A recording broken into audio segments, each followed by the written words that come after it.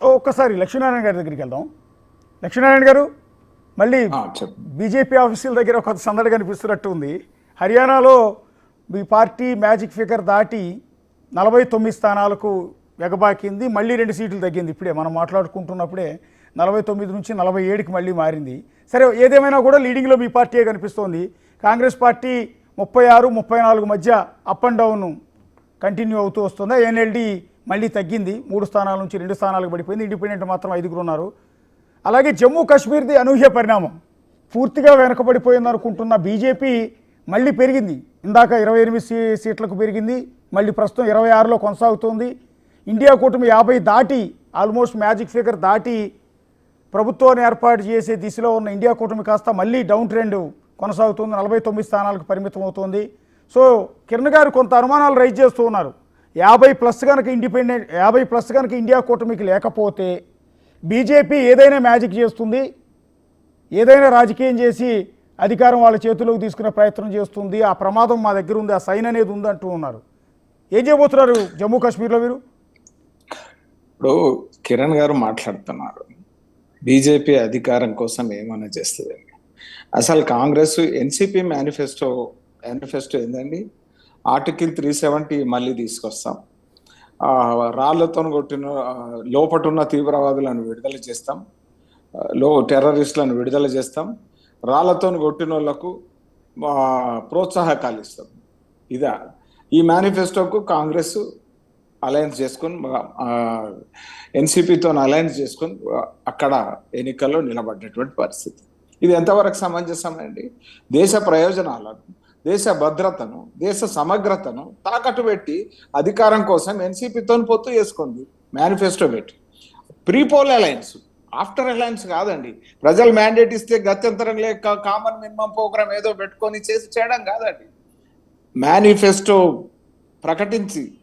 ప్రకటించిన తర్వాత దాని మీద అలయన్స్ చేసుకున్నటువంటి పరిస్థితి కాంగ్రెస్. వాళ్ళకి హక్కే లేదు. అసలు రిజర్వేషన్ కాశ్మీర్లో ఇప్పటివరకు ఎస్సీ, ఎస్టీ, బీసీ రిజర్వేషన్లు ఉన్నాయా అండి? లేవండి. ఈ ఎలక్షన్లో ఎస్సీ, ఎస్టీ, బీసీలకు రిజర్వేషన్లు, ఎస్సీ, ఎస్టీలకు రిజర్వేషన్లు ఎలక్షన్లు వచ్చినాయి.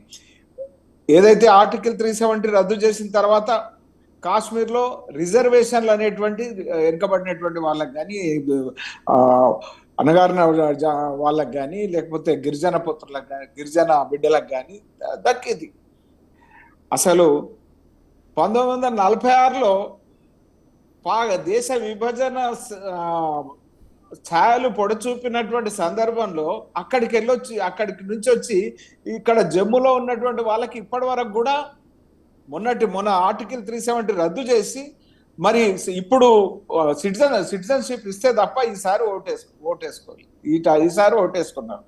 75 ఏళ్ళు వాళ్ళ హక్కులను కాలరాచినటువంటి చరిత్ర కాంగ్రెస్. అటువంటి కాంగ్రెస్ గురించి మరి ఇవాళ ప్రజలకు అర్థమవుతా ఉన్నటువంటి పరిస్థితి ఉంది. ఏం మాట్లాడుతూ ఉన్నారు కాంగ్రెస్ నాయకుడు? ఇవాళ దేశ సమగ్రత గురించి ఎవరు అన్నారు ఇందాక, హనుమంతరావు గారు అన్నారు, జెండా పట్టుకొని కాశ్మీర్లో తిరిగిండు. కాశ్మీర్లో జెండా పట్టుకొని తిరిగేటువంటి పరిస్థితులు లేకుంటే ఇవాళ కాశ్మీర్లో జెండాలు అక్కడ స్థానిక ప్రజలు జెండాలు ఎగిరేసేటువంటి పరిస్థితి వచ్చింది. కాశ్మీర్ జెండా, భువనెల జెండా రాహుల్ గాంధీ జోడో యాత్రలో పట్టుకొని తిరిగిండు. ఎజెండా మాత్రం దేశ సమగ్రతకు అడ్డుగా ఉన్నటువంటి 370 ఆర్టికల్కి అనుకూలంగా ఉంది. ఇది కాంగ్రెస్ వైఖరి. కాంగ్రెస్కి ఒక సిద్ధాంతం లేదు, కాంగ్రెస్కి ఒక వైఖరి లేదు, ఒక స్థిరమైన అభిప్రాయం లేదు. ఎక్కడికక్కడ గోబెల్స్ లాగా హామీలు ఇచ్చుడు, అబద్ధ ప్రచారాలు చేస్తుడు తప్ప మరొకటి లేదు. ఇవాళ ఓకే, అక్కడ ఉన్నటువంటి డెమోగ్రఫీ భారతీయ జనతా పార్టీకి స్పష్టమైన మెజార్టీ ఇవ్వకపోవచ్చు. ఏ పార్టీకి స్పష్టమైన మెజార్టీ రాకపోతే మరి అక్కడ ఉండేటువంటి స్థితులను, ప్రజా తీర్పును తలవంచాల్సినటువంటి పరిస్థితి ఏ పార్టీకైనా ఉండే అవకాశం ఉంటుంది. దానికోసం కామన్ తీర్పు ఫలితాలు వచ్చిన తర్వాత పార్టీ ఆలోచన చేస్తుంది. స్పష్టమైన మెజార్టీ కాంగ్రెస్ అలయన్స్కి వచ్చిందా, లేకపోతే అతిపెద్ద పార్టీగా భారతీయ జనతా పార్టీ ఉండే హంగ్ అసెంబ్లీ ఏర్పడ్డదా, వీటన్నిటిని ఆధారం చేసుకొని అక్కడ రాజకీయ పరిస్థితులను, స్థితిగతులను, ప్రజల ప్రయోజనాలను దృష్టిలో పెట్టుకొని మరి పార్టీ సెంట్రల్ పార్టీ అసెస్మెంట్ చేసి నిర్ణయం తీసుకునే అవకాశం ఉంటుంది. ఇది ఎర్లీ స్టేజ్, ఇంకా ఫలితాలు వస్తున్నటువంటి పరిస్థితి. హర్యానాలో అయితే స్పష్టమైనటువంటి మెజారిటీ మ్యాజిక్ ఫిగర్ ను భారతీయ జనతా పార్టీ దాటేటువంటి పరిస్థితి చాలా స్పష్టంగా కనబడుతుంది. ప్రస్తుతం 53 స్థానాలు అన్ని అంచనాలను దాటి, ఎవరు అన్నారు ఇందాక, ప్రజల్లో ఎవరిని అడిగినా కూడా, అట్టడుగున ఉన్నటువంటి వ్యక్తిని అడిగినా కూడా కాంగ్రెస్ కు అనుకూలంగానే చెప్పారు. ఒకవేళ ఊర్లో పెద్ద మనిషి ఆలోచన ఒకటి ఉన్నది అనుకోండి, సామాన్యుడు ఆలోచన మరొకటి ఉన్నది అనుకోండి, ఆ పెద్ద మనిషి ఆలోచనకు భిన్నంగా వ్యక్తం చేసేటువంటి మనస్థితి లేనప్పుడు ఆ రకమైనటువంటి పరిస్థితి ఉండొచ్చు.